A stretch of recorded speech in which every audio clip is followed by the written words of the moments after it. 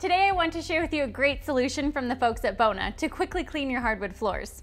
Assembling the Bona Spray Mop is super simple and takes only minutes. Let's get started.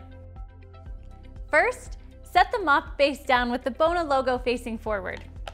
Hold the lower mop pole at the bottom with the silver release button facing forward and guide the connector piece into the base until you hear a click.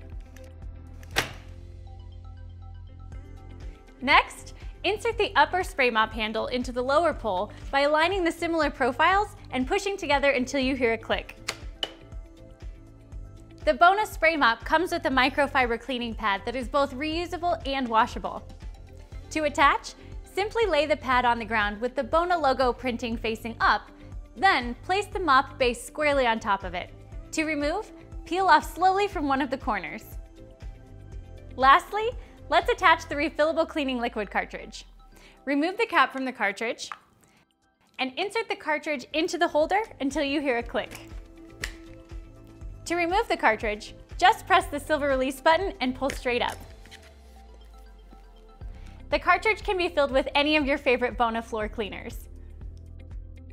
That's it! We're ready to clean.